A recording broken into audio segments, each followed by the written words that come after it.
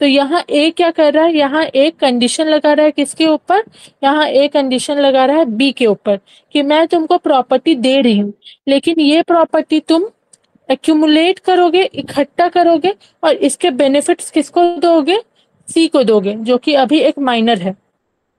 ठीक है, ऐसी खाली खाली का किसी को भी नहीं देता है, कोई एक पर्टिकुलर रीजन होता है तभी आप ये पर्टिकुलर एक्यूमुलेशन वाला रूल दे सकते हैं। जैसे आप लोग एक मूवी देखे होंगे जिसमें श्रीदेवी थी, जिसमें श्रीदेवी का डबल रोल था, तो उसमें एक पर्टिकुलर प्रॉपर्टी था जो श्रीदेवी का नहीं हो पा रहा था, लेकिन उसको प्रॉपर्टी के पैसे मिलते थे, उस पर्टिकुलर प्रॉपर्टी के उसको पैसे मिलते थे, लेकिन उसकी ओनर नहीं थी वो प्रॉपर। ठीक है, यही होता है यहाँ पे, जब तक इंसान 18+ ना हो जाए तब तक वो प्रॉपर्टी का ओनर नहीं हो सकता, क्योंकि वो प्रॉपर्टी को मेंटेन नहीं कर सकता। इसलिए ये रूल ऑफ एक्यूमुलेशन आया है कि जब तक मैं बोलूंगी कि 18 साल के ना हो जाए तब तक तुम इस प्रॉपर्टी को एक्यूमुलेट करोगे और वो सामने वाले को दोगे। किसी को कोई डाउट है रूल ऑफ एक्यूमुलेशन में? मैडम ये तो वही हो ना, केयर टेकर को प्रॉपर्टी ट्रांसफर कर दी तो एक पर्टिकुलर हाँ कंडीशन फुलफिल होने के बाद वो उससे एग्जिट कर जाएगा, हाँ और जो भी रेस्पेक्टिव ओनर है उसको हाँ ट्रांसफर हो हाँ जाएगी, हाँ वो इस प्रॉपर्टी को हाँ एंजॉय कर जाएगा। तो ये हम लोग ये हाँ समझे कि केयर टेकर को ट्रांसफर है ये। हाँ, केयर टेकर है, आप केयर टेकर के तरीके से समझिए। तो नहीं, बस यही इसमें है। मैडम दो चीजें, दो पॉइंट है। एक तो इसमें केवल इमूवेबल प्रॉपर्टी है या दोनों है? इमूवेबल प्रॉपर्टी है। या दूसरा ये है एकुमुलेशन, वो बेनिफिट मतलब इनकम ओनली? हाँ, वो जो प्रॉपर्टी है उस प्रॉपर्टी का जो बेनिफिट आ रहा है, जो उस प्रॉपर्टी से इनकम आ हाँ, रहा है, इनकम आ रहा, वो आप बेनिफिट, हाँ ट्रांसफर बेनिफिट, करेंगे। Not not cell proceed. नहीं नहीं, सेल नहीं कर सकते आप उसको किसी और को, हाँ ठीक, ठीक क्योंकि ठीक। वो आपको एब्सोल्यूट इंटरेस्ट नहीं गया है। जैसे एक नहीं नहीं, हाँ अनबॉर्न यही बेबी यही को जब कंसर्न था। प्रॉपर्टी ट्रांसफर होता है, एक अनबॉर्न बेबी को जब प्रॉपर्टी ट्रांसफर होता है, तो उससे पहले मैंने आप लोगों को बताया था सेक्शन 13 में कि डायरेक्ट नहीं होता है, जब वो मदर के वूम में होता है तो प्रायर इंटरेस्ट मिलता है किसी को, प्रायर इंटरेस्ट जिसको मिलता है वो उस प्रॉपर्टी को सेल नहीं कर सकता। ये लेकिन मैं जब अनबॉर्न बेबी को प्रॉपर्टी मिलता है तो वो एब्सोल्युटली मिलता है, वो ट्रांसफरेबल हो जाता है फिर। ये मैम एक बार रिपीट कर देंगे, क्लास थोड़ी लेट डिस्कनेक्ट वो कट कनेक्ट हुई है। मैं यहाँ पे ये बोल रही हूँ कि जैसे सेक्शन 11 है, सेक्शन 11 में हम लोगों ने ये पढ़ा था कि हम जब एक प्रॉपर्टी को किसी और पर्सन को ट्रांसफर करते हैं तो उस प्रॉपर्टी में हम कोई कंडीशन नहीं लगा सकते। लेकिन सेक्शन 11 का एक्सेप्शन है सेक्शन 17, जो बोल रहा है रूल ऑफ एक्यूमुलेशन के बारे में। अब ये रूल ऑफ एक्यूमुलेशन क्या है? रूल ऑफ एक्यूमुलेशन ये चीज है, एक्यूमुलेशन मतलब होता है चीजों को इकट्ठा करना। ठीक है, इकट्ठा करना है या फिर किसी और बेनिफिशियरी को देना इकट्ठा करके। तो यहाँ मैं आपको एग्जाम्पल के तरीके से बता सकती हूँ, जैसे ए है, ए ने अपने प्रॉपर्टी को ट्रांसफर किया बी को, लेकिन ए ने एक कंडीशन लगा दिया बी के ऊपर कि तुम इस प्रॉपर्टी के ऊपर जो बेनिफिट्स है, इस प्रॉपर्टी का जो बेनिफिट्स अराइज होगा, वो सारे प्रॉपर्टी के बेनिफिट्स को एक्यूमुलेट करोगे और किसको ट्रांसफर कर दोगे, सी को ट्रांसफर कर दोगे। तुम इस कंडीशन को फुलफिल कर रहे हो तो तुमको मैं इस पर्टिकुलर प्रॉपर्टी को ट्रांसफर कर देती हूँ। तब जाके बी जो है वो सामने वाले को बेनिफिट देता है। फॉर एग्जाम्पल, अगर एक माइनर बच्चा है जो अभी प्रॉपर्टी का ओनर नहीं बन सकता, लेकिन अल्टीमेटली इंटरेस्ट ए का सी के ऊपर था, वो माइनर बच्चे के ऊपर था, तो वो बी को प्रॉपर्टी ट्रांसफर किया और बी को बोला ये कंडीशन है कि तुम सी को प्रॉपर्टी दोगे, ये क्या बोलते हैं, सी को उस प्रॉपर्टी का बेनिफिट्स दोगे। लेकिन इसमें भी फिर दो कंडीशन है, इसमें ये दो कंडीशन है कि ये जो एक्यूमुलेशन जो है, एक्यूमुलेशन वाला चीज है, जो कंडीशन ए ने बी के ऊपर लगाया है, पहला है लाइफ टाइम ऑफ ट्रांसफरर और दूसरा है पीरियड ऑफ 18 ईयर्स। मतलब ये जो ए ने बी के ऊपर एक्यूमुलेट करने का कंडीशन लगाया है वो ए के लाइफ टाइम तक चलेगा। मतलब कि जब तक ए जिंदा है तब तक बी अप जो इंटरेस्ट है वो सामने वाले को ट्रांसफर करेगा, इकट्ठा करेगा, सामने वाले को ट्रांसफर करेगा जब तक ए जिंदा है। पहला ये है, या फिर 18 साल तक। अगर ए ने बी को प्रॉपर्टी दिया है और 18 साल तक वो पर्टिकुलर प्रॉपर्टी उसने किसी और के बेनिफिट के लिए, किसी और को बेनिफिट उस पर्टिकुलर प्रॉपर्टी का दिया है, तो दैट्स इट, वो 18 साल तक ही चलेगा। या फिर ए अगर जब तक जिंदा है तब तक ही वो मतलब वो कंडीशन तब तक है जब तक ए जिंदा है, या फिर 18 साल तक। ये दोनों चीज इंपॉर्टेंट है। यहाँ भी लिखा हुआ है when the property transfer direct that income from the shall be accumulated इधर होली और पार्टली, मतलब पूरी तरह से सारा इंटरेस्ट को एक्यूमुलेट करेगा या आधा इंटरेस्ट को एक्यूमुलेट करेगा। ऐसा नहीं है कि सिर्फ पूरा ही करना है या आधा ही करना है, या तो पूरा इंटरेस्ट एक्यूमुलेट करेगा या आधा इंटरेस्ट एक्यूमुलेट करेगा। ठीक है। Life time of transferor a period of 18 year from the date of transfer, मतलब दो तरीके से, मतलब दो समय में वो ये कर सकता है, ट्रांसफर अपना एक्यूमुलेट कर सकता है। या तो लाइफ टाइम ऑफ ए, जो ट्रांसफर ए ने बी को प्रॉपर्टी ट्रांसफर किया, कंडीशन लगे, वो कंडीशन तब तक ही चलेगा जब तक ए जिंदा है, या फिर 18 साल तक वो कंडीशन चलेगा। ठीक है। अब इसमें और भी कंडीशन है। ए कंडीशन लगाया कि तुम सी को, मैम हाँ हाँ, मैम बेनिफिट से रिलेटेड कुछ एग्जांपल दे पाएंगे जो मैं समझ पा रहा हूँ? मॉनिटरी बेनिफिट्स, मॉनिटरी बेनिफिट्स, जैसे एक पर्टिकुलर जमीन दिया है, एक पर्टिकुलर जमीन दिया है ए ने बी को। अब जमीन से जो फसल उग रहा है, जमीन से जो इनकम आ रहा है, वो सी को ट्रांसफर करेगा, बी। मतलब बी एंजॉय नहीं कर सकता, सी को मतलब उसको देना पड़ेगा। हाँ, सी को देना पड़ेगा क्योंकि वो इसी कंडीशन में एग्री किया है, क्योंकि वो ए के साथ इसी कंडीशन में एग्री किया है कि मैं एग्री करता हूँ कि मैं सी को सारा बेनिफिट, या तो सारा बेनिफिट दूंगा या इस पर्टिकुलर जमीन का आधा बेनिफिट दूंगा सी को, तभी मैं इस प्रॉपर्टी को ले। प्रॉपर्टी तो इस प्रॉपर्टी में ट्रांसफर तो बी है ना, आई थिंक। हाँ, ट्रांसफरर बी है, ट्रांसफरर बी है, लेकिन एक्यूमुलेट वो करेगा सी को, क्योंकि इसका नाम ही है doctrine of accumulation. Doctrine of accumulation exam में आ सकता है कि डॉक्ट्रिन ऑफ एक्यूमुलेशन क्या होता है, तो उसमें आप लोग को लिखना है सेक्शन 17। सेक्शन 17 किसका एक्सेप्शन है? सेक्शन 17 एक्सेप्शन है सेक्शन 11 का। ठीक है। अब इसके कुछ एक्सेप्शंस भी है, जैसे ए ने बी को प्रॉपर्टी दिया, ठीक है, और कंडीशन लगा दिया कि तुम मेरा उधार, मैंने सी को उधार दिया था 10 करोड़ रुपए या 2 करोड़ रुपए, तुम इस प्रॉपर्टी के बेनिफिट को एक्यूमुलेट करोगे सी को और मेरा उधार चुकाओगे। ऐसा ए नहीं कर सकता, ए ऐसा कंडीशन नहीं लगा सकता कि अगर तुम मैंने एक उधार लिया हुआ है सी के साथ और मैं तुमको अपना प्रॉपर्टी ट्रांसफर करती हूँ और मैं तुमको अपना प्रॉपर्टी से जो बेनिफिट आएगा, तुम ट्रांसफरर हो मेरे प्रॉपर्टी के, जो बेनिफिट्स आएगा या तो होली या पार्टली तुम उस उधार को चुकाने के लिए उस प्रॉपर्टी के बेनिफिट को दोगे, तो ये ए नहीं कर सकता। या ए ये नहीं कर सकता कि तुम मेरे प्रॉपर्टी का मेंटेनेंस करने के लिए बेनिफिट रखोगे, ये भी ए नहीं। या फिर तुम मेरे बच्चों, मैं तुम्हें प्रॉपर्टी देता हूँ, ये पर्टिकुलर प्रॉपर्टी मैं तुम्हें देता हूँ, तुम इसको एक्यूमुलेट करोगे, मैं कंडीशन लगाता हूँ कि तुम इसे एक्यूमुलेट करोगे मेरे बूढ़े माँ बाप को या मेरे बच्चों को मेंटेन करने के लिए, तो ऐसा भी ए नहीं कर सकता। तो कोई स्पेशल पर्पस में, जैसे कोई माइनर बच्चा है जो एक्यूमुलेट कर सकता है, उसी को जो बेनिफिशियरी है लेकिन वो अभी ओनर नहीं बन सकता, ओनर बनने के वो कैपेबल नहीं है, तभी वो ए जाके एक्यूमुलेट करेगा, तभी वो बी जाके एक्यूमुलेट करेगा और ए कंडीशन लगाएगा। लेकिन ए बोलेगा कि मेरे बच्चों लोग को मेंटेन करो, उसको इस पैसे से स्कूल भेजो, उसका मेंटेनेंस दो, तो ये एक्सेप्टेबल नहीं है, ये वैलिड नहीं होगा। या ए बोलेगा कि इस प्रॉपर्टी से जो बेनिफिट अराइज होगा उससे मेरा कर्ज चुका दो तुम, तो ये भी एक्सेप्टेबल नहीं होगा। ठीक है। और ये दो कंडीशन तक ये प्रॉपर्टी ट्रांसफर हो सकता है। एक लाइफ टाइम ऑफ ट्रांसफरर, ए जब तक जिंदा है तब तक ये कंडीशन वैलिड रहेगा, या फिर 18 साल तक ये कंडीशन वैलिड रहेगा। ठीक है। सेक्शन 17 समझ में आया? नहीं, इसमें एक मैडम एक पॉइंट है। हाँ हेलो, हाँ आपने इसमें दो बताया, या तो वो लाइफ टाइम के लिए रहेगा या मेजोरिटी अटेंड करने के लिए होगा।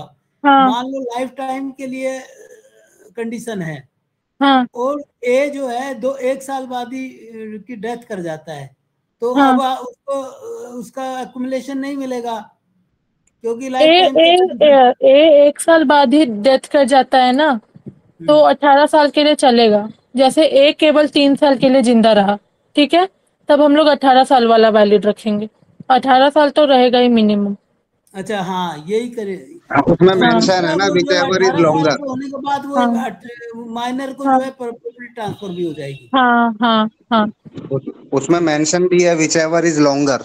हाँ, विच एवर इज लॉन्गर, मतलब ए ने प्रॉपर्टी ट्रांसफर किया और ए 1 साल के बाद ही गुजर गया, तब वो 18 साल चलेगा।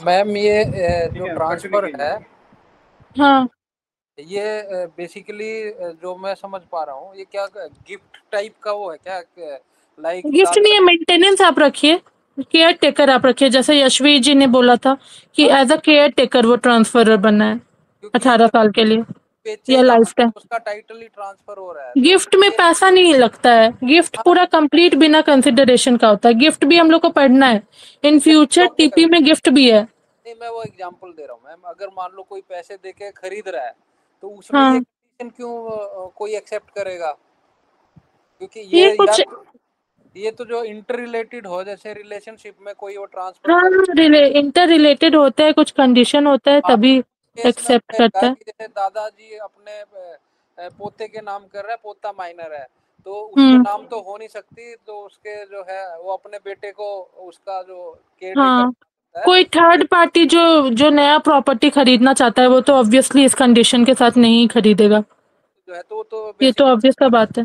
होगा, तो उस केस हाँ, में वो जो है कि ये कंडीशन लगा सकता है कि जो हाँ, टेंस जो है इसका उसी में बन रहा है कि जो इसका पैसा है वो हाँ, इकट्ठा करते रहो, उसकी एजुकेशन में जो भी जहाँ खर्च करना है उधर वो हाँ, खर्च कर सकता है, हाँ, मतलब पोते के उसमें, तो जो हम्म, अकुमुलेशन का जो है उस सेंस में तो आ रहा है।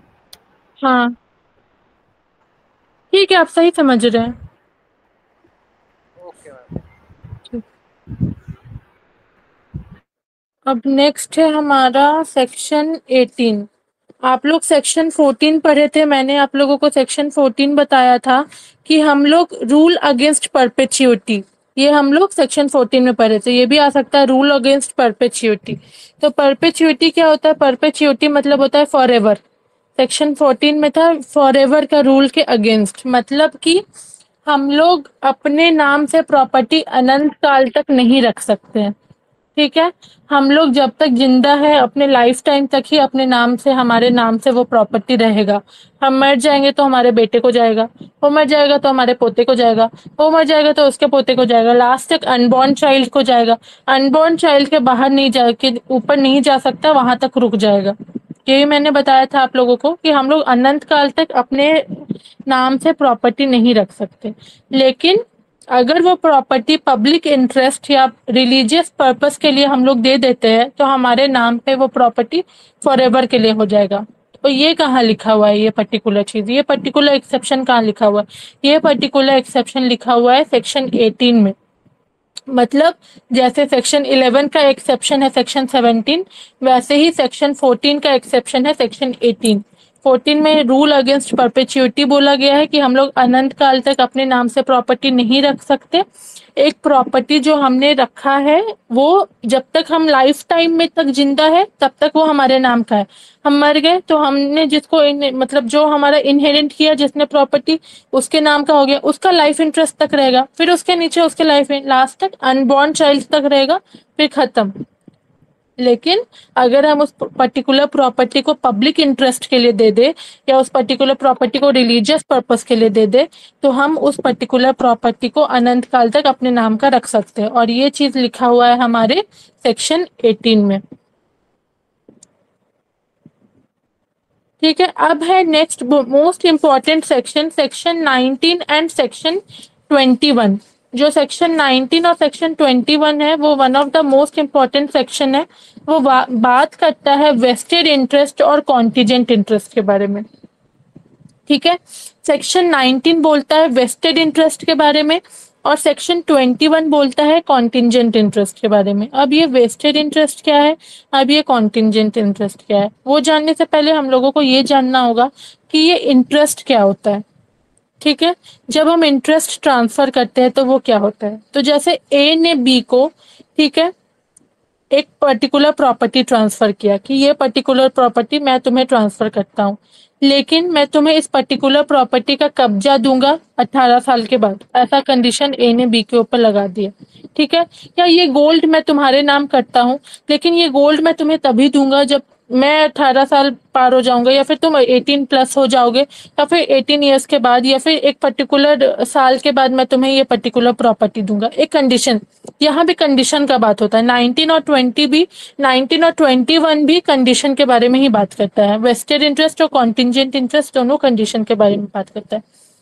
तो यहाँ पे ए ने बी को प्रॉपर्टी ट्रांसफर किया, एक कंडीशन लगा दिया कि मैं तुम्हें इस पर्टिकुलर प्रॉपर्टी का कब्जा तभी दूंगा जब तुम इस पर्टिकुलर ईयर के पार हो जाओगे, मतलब तुम 40 पार क्रॉस हो जाओगे या कुछ और। तो वो तो पर्टिकुलर प्रॉपर्टी तो ट्रांसफर कर रहा है ना, अपना इंटरेस्ट तो ट्रांसफर कर रहा है ना। वो कब्जा भले ही नहीं दे रहा है लेकिन उसका इंटरेस्ट है, वो जो पर्टिकुलर प्रॉपर्टी से जो उसका लगाव था, जो इंटरेस्ट जुड़ा हुआ था वो पर्टिकुलर प्रॉपर्टी से ए का, उसने तो उस पर्टिकुलर इंटरेस्ट को ट्रांसफर कर दिया ना। हाँ, उसने उसके ऊपर कंडीशन लगा दिया कि ये पर्टिकुलर प्रॉपर्टी का ये पर्टिकुलर कंडीशन है तभी तुमको ये पर्टिकुलर प्रॉपर्टी मिलेगा। लेकिन इस पर्टिकुलर प्रॉपर्टी का जो लगाव, जो जुड़ाव था ए का अपने XYZ प्रॉपर्टी के ऊपर, वो तो उसने ट्रांसफर कर दिया ना। उसी को बोला जाता है इंटरेस्ट, कि ए ने अपने प्रॉपर्टी का जो इंटरेस्ट था वो ट्रांसफर कर दिया, लेकिन उसमें पर्टिकुलर कंडीशन लगा दिया, उसमें पर्टिकुलर क्लॉज लगा दिया। ठीक है, अब प्रॉपर्टी जो है ट्रांसफर कर रहे हैं, ठीक है, ये उनकी प्रॉपर्टी उसकी ट्रांसफर हो गई। प्रॉपर्टी ए ने बी को प्रॉपर्टी ट्रांसफर की कि तुम्हारे को मैं प्रॉपर्टी का कब्जा तभी दूंगा जब 18 साल पूरा हो जाएगा। ठीक है, ए ने बी को XYZ प्रॉपर्टी ट्रांसफर की, मतलब ए ने बी के ऊपर इंटरेस्ट ट्रांसफर किया कि मैं अपना XYZ प्रॉपर्टी का इंटरेस्ट तुम्हारे ऊपर ट्रांसफर करता हूँ। लेकिन ये तुम्हारा तभी होगा जब 18 प्लस हो जाएगा, जब मतलब 18 साल के बाद मैं तुम्हें इस पर्टिकुलर प्रॉपर्टी का कब्जा दूंगा। लेकिन मान लीजिए कि बी 18 साल से पहले ही मर गया, बी जो है वो 18 साल से पहले ही मर गया, तो अब क्या होगा? अब बी का औलाद लोग जो है, बी का जो रिलेटिव लोग है वो ए के ऊपर झगड़ा करेगा। या मान लीजिए कि 18 साल होने से पहले ए मर गया, तो अब ए का रिलेटिव लोग बी के रिलेटिव लोग के साथ झगड़ा करेंगे, बहुत सारे कंफ्यूजन हो जाएंगे कि ए ने तो अपना इंटरेस्ट ट्रांसफर कर दिया था लेकिन उसने अभी तक कब्जा नहीं दिया था। उसने बोला था कि 18 साल के बाद ही मैं तुम्हें कब्जा दूंगा, लेकिन वो 18 साल से पहले मर गया या बी 18 साल से पहले मर गया। तब क्या हुआ? तब ए के बेटे बहू ने या फिर बी के बेटे बहू ने या परपोते या पोते ने झगड़ा लड़ाई करना स्टार्ट कर दिया। तो ये कंफ्यूजन और ये झगड़ा ना हो इसीलिए वेस्टेड इंटरेस्ट और कॉन्टिजेंट इंटरेस्ट पिक्चर में आया है। जो वेस्टेड इंटरेस्ट दिया हुआ है सेक्शन 19 ऑफ टीपी एक्ट में और कॉन्टिजेंट इंटरेस्ट दिया हुआ है सेक्शन 21 ऑफ टीपी एक्ट में। ठीक है, तो वेस्टेड इंटरेस्ट क्या होता है? मतलब कंडीशन जो होता है वो एक्यूरेट होता है कि जो शर्त आपने लगाया है वो कंडीशन 100% पूरा होगा, तो उसे हम लोग बोलते हैं वेस्टेड इंटरेस्ट। और कॉन्टिजेंट इंटरेस्ट क्या होता है? कंडीशन पूरा हो भी सकता है और कंडीशन पूरा नहीं भी हो सकता है। ये फर्क है वेस्टेड इंटरेस्ट और कॉन्टिजेंट इंटरेस्ट में। मतलब कि वेस्टेड इंटरेस्ट मतलब आपने जो शर्त लगाया है, आपने जो कंडीशन लगाया है उस प्रॉपर्टी का कब्जा देने के लिए या प्रॉपर्टी का कुछ भी करने के लिए, वो पर्टिकुलर शर्त 100% होना ही है। वो कभी ऐसा हो ही नहीं सकता कि ये पर्टिकुलर चीज नहीं होगा, तब वो वेस्टेड इंटरेस्ट में जाएगा। और कोई ऐसा शर्त जो आपने लगाया है लेकिन वो नहीं भी हो सकता है, वो पर्टिकुलर कंडीशन नहीं भी पूरा हो सकता है, तो उसे हम लोग बोलते हैं कॉन्टिजेंट इंटरेस्ट। अब इसका एग्जांपल क्या है वेस्टेड इंटरेस्ट का?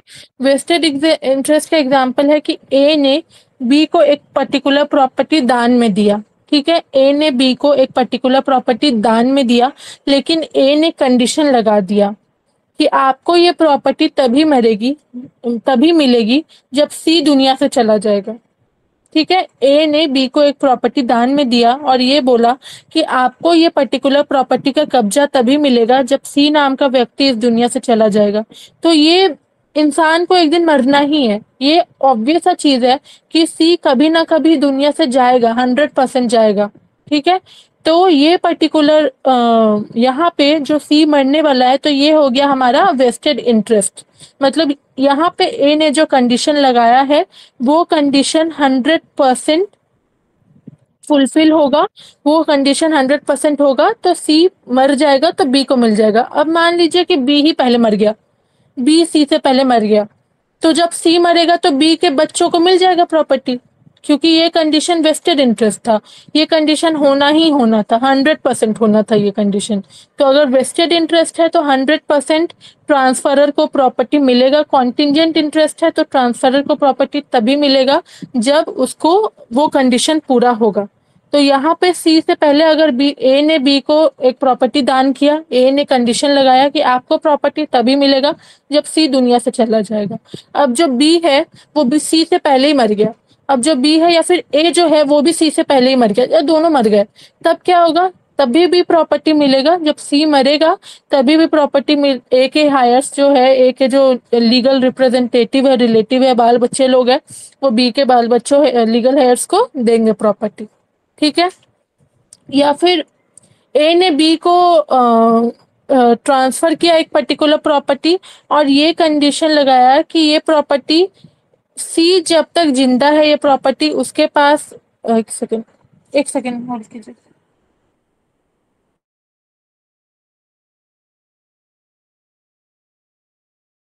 के ऊपर एक पर्टिकुलर प्रॉपर्टी ट्रांसफर की और ए बोला कि सी जब तक जिंदा है आपको ये प्रॉपर्टी नहीं मिलेगी, उसके मरने के बाद आपको ये प्रॉपर्टी मिलेगी, तो ये भी वेस्टेड इंटरेस्ट हो गया। अब ए ने बी को एक पर्टिकुलर प्रॉपर्टी ट्रांसफर किया और ए ने बी के ऊपर कंडीशन लगाया कि ये पर्टिकुलर प्रॉपर्टी आपको तभी मिलेगी जब आप अपना फार्म हाउस सी को बेचेंगे। ठीक है। यहाँ पे ए ने क्या कंडीशन लगाया कि ये प्रॉपर्टी आपको तभी मिलेगी जब आप अपना फार्म हाउस सी नाम के आदमी को बेचेंगे। तो यहाँ पे कॉन्टिंजेंट इंटरेस्ट आएगा, यहाँ पे वेस्टेड इंटरेस्ट नहीं आएगा, क्योंकि बी अपना फार्म हाउस सी को बेच भी सकता है और बी अपना फार्म हाउस सी को नहीं भी बेच सकता है। तो ये कंडीशन फुलफिल होने से पहले ही बी मर गया, तो वो तो नहीं बेच रहा है सी को फार्म हाउस, तो यहाँ पे बी को कभी या बी के कभी बच्चों को कभी वो प्रॉपर्टी मिलेगा ही नहीं। कॉन्टिंजेंट इंटरेस्ट और वेस्टेड इंटरेस्ट में यही फर्क है। सेक्शन 19 वेस्टेड इंटरेस्ट बोलता है और कॉन्टिंजेंट इंटरेस्ट बोलता है सेक्शन 21। दोनों में कंडीशन लगाया जाता है। सेक्शन 19 में भी कंडीशन लगाया जाता है, यानी कि वेस्टेड इंटरेस्ट में भी कंडीशन लगाया जाता है, और सेक्शन 21 में भी कंडीशन लगाया जाता है, यानी कि कॉन्टिंजेंट इंटरेस्ट में भी कंडीशन लगाया जाता है। तो ये जो वेस्टेड इंटरेस्ट है, ये वेस्टेड इंटरेस्ट में 100% ट्रांसफरर को प्रॉपर्टी मिलेगा, लेकिन कॉन्टिंजेंट इंटरेस्ट में प्रॉपर्टी ट्रांसफरर को तभी मिलेगा जब उस प्रॉपर्टी का कंडीशन पूरा होगा तब, क्योंकि वेस्टेड इंटरेस्ट में जो कंडीशन लगाया जाता है वो 100% पूरा होना ही होना है, लेकिन कॉन्टिंजेंट इंटरेस्ट में जो कंडीशन लगाया जाता है वो जरूरी नहीं है कि पूरा होगा, वो पूरा नहीं भी हो सकता। जैसे ए ने बी को प्रॉपर्टी ट्रांसफर किया, ये कंडीशन लगाया कि आप अपना फार्म हाउस सी को जिस दिन बेचेंगे उस दिन आपको इस प्रॉपर्टी का कब्जा मिलेगा। तो यहाँ पे बी पहले मर गया या बी का फार्म हाउस दिवालिया हो गया, बी तो बी अपना ट्रांसफर नहीं कर पाया सी को, तो इस केस में बी प्रॉपर्टी को इस केस में कॉन्टिंजेंट हो जाएगा, कॉन्टिंजेंट इंटरेस्ट हो जाएगा और यहाँ ट्रांसफरर को प्रॉपर्टी नहीं मिलेगा। ठीक है। या फिर बी ने बेच दिया सी को तो मिल जाएगा। बी ने जब भी कंडीशन पूरा हो जाएगा तब ट्रांसफरर को प्रॉपर्टी मिल जाएगा। यहाँ पे इसीलिए बोला गया है कि 100% ट्रांसफरर को प्रॉपर्टी नहीं मिल सकता है, क्योंकि जो प्रॉपर्टी है, जो कंडीशन है वो पूरा हो भी सकता है और नहीं भी हो सकता है। जिस पॉइंट ऑफ टाइम में कंडीशन पूरा हो गया वहां पे उस पॉइंट ऑफ टाइम में उसको प्रॉपर्टी मिल गया, लेकिन जिस पॉइंट ऑफ टाइम में कंडीशन पूरा नहीं हुआ वहां पे प्रॉपर्टी नहीं मिलेगा। और ये जो ए है और ये जो वेस्टेड इंटरेस्ट है, यहाँ पे कोई इस चीज का गुंजाइश ही नहीं है, क्योंकि इस पर्टिकुलर केस में कंडीशन ऐसा लगाया जाता है कि वो फुलफिल होना ही है। किसी के मरने का कंडीशन लगा दिया तो वो तो फुलफिल होना ही है।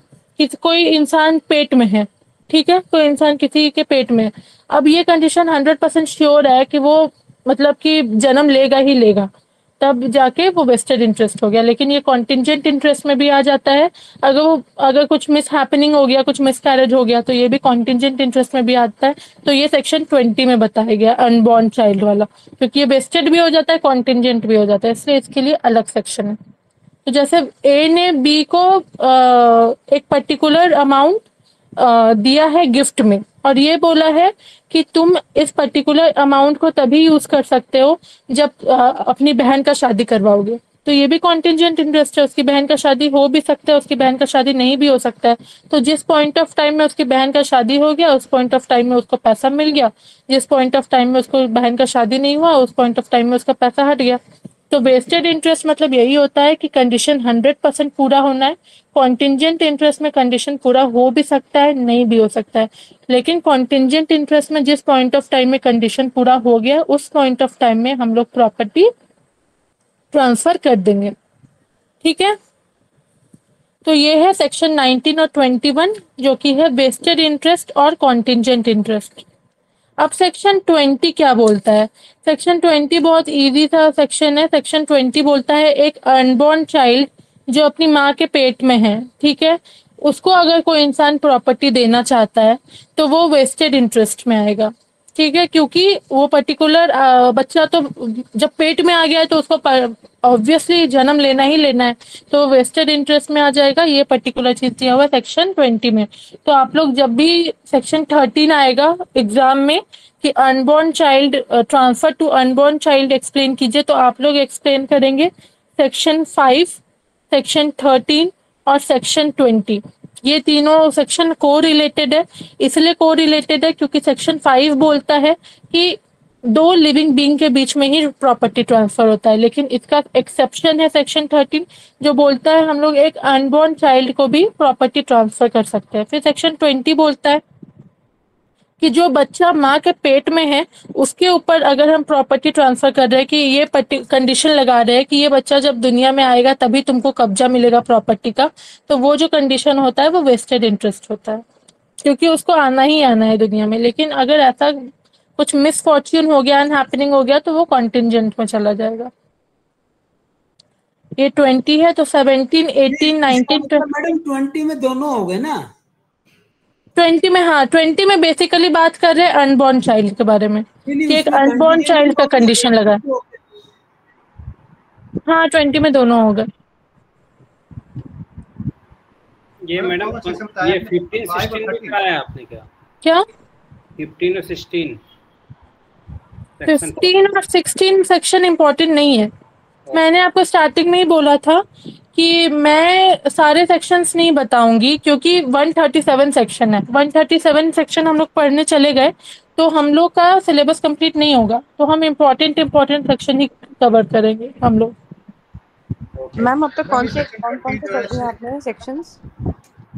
एक मिनट मैं बताती हूँ कौन। मैंने एक जगह नोट डाउन किया था, एक सेकेंड।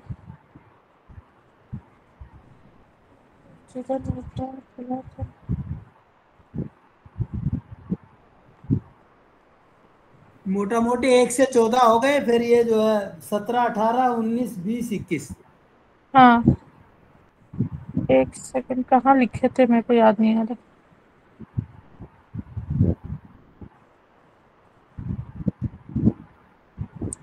देखिए मैं आपको 17, 18, उससे पहले तो 14 तक हम लोग पढ़ लिए।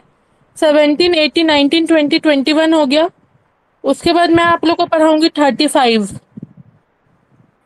41, 42, 43, 52, 53, 53A, 54, 55, 56। फिर चैप्टर 4 पूरा पढ़ाऊंगी क्योंकि चैप्टर 4 इम्पोर्टेंट है।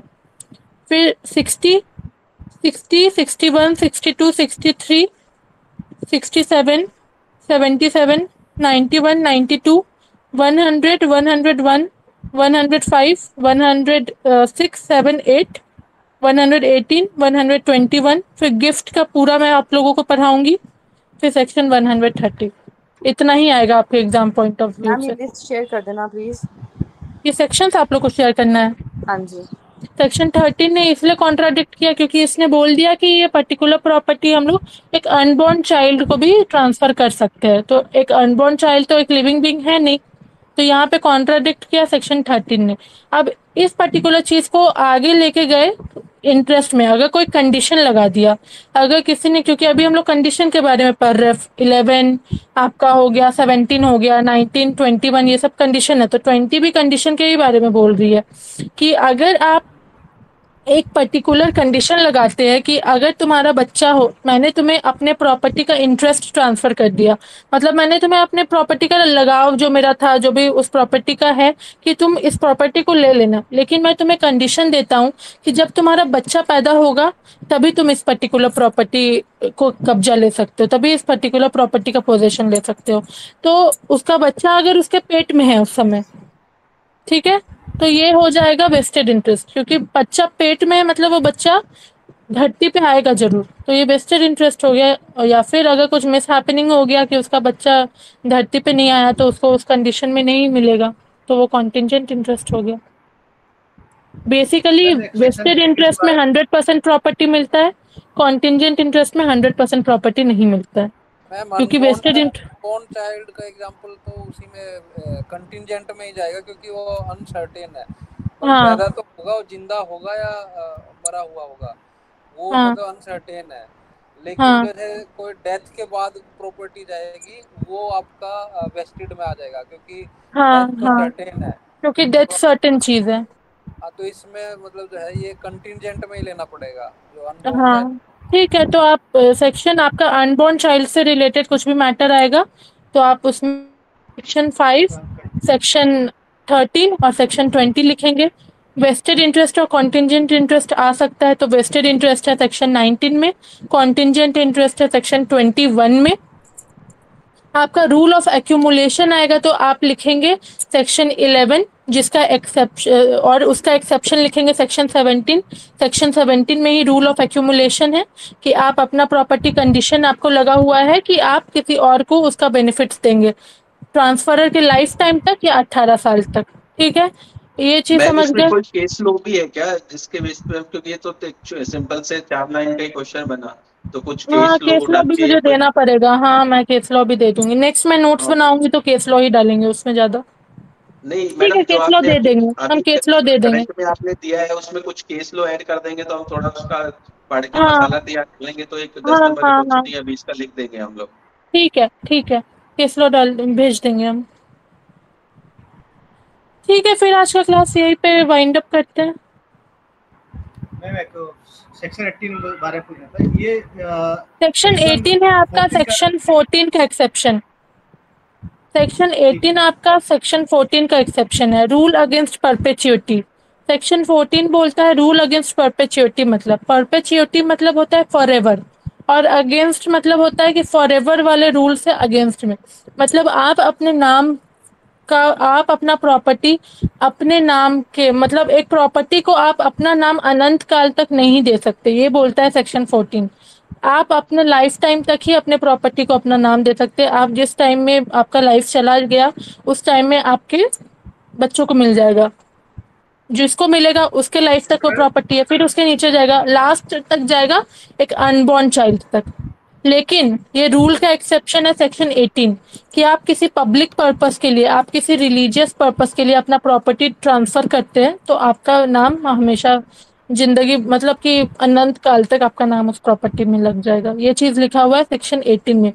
तो रूल अगेंस्ट परपेचुइटी आएगा एग्जाम में। हाँ, जैसे हम कोई प्रॉपर्टी रिलीजियस टेस्ट को ट्रांसफर करते हैं तो उसमें हमेशा नाम हमारा ही रहेगा उसका। हाँ, ये लिखा हुआ है सेक्शन 18 ऑफ टीपी एक्ट, मतलब वो रूल जो अगेंस्ट ट्रस्ट है वो, परपेचुइटी का एक्सेप्शन है सेक्शन 18। जैसे मैंने अपनी प्रॉपर्टी ट्रस्ट को दान कर दिया, रिलीजियस ट्रस्ट का हाँ, दान तो कर आप दिया, ही के नाम पे रहेगा हमेशा के वो लिए। आप नहीं देखते वो मेरे नाम पे मधुसूदन रहेगा। ट्रस्ट ये सब रहता है। वो ठीक है, तो वो ट्रस्ट क्या उस प्रॉपर्टी को बेच नहीं पाएगा क्या आगे फर्दर?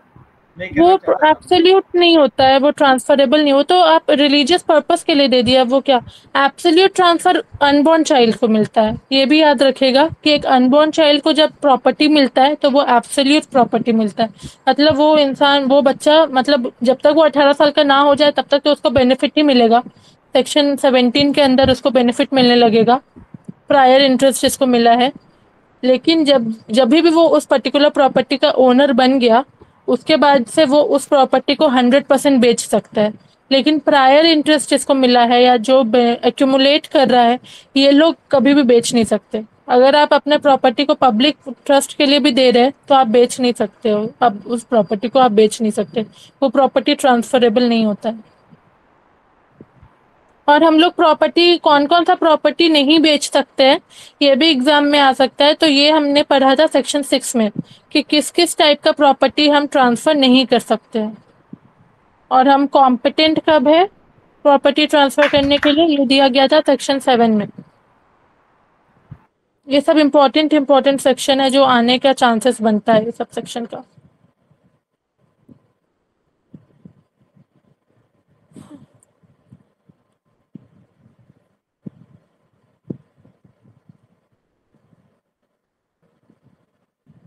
ठीक है, फिर मैंने और तो इसके आगे प्रिपेयर नहीं किया है तो फायदा नहीं है। अगर आपका और भी कुछ डाउट है तो आप पूछिए।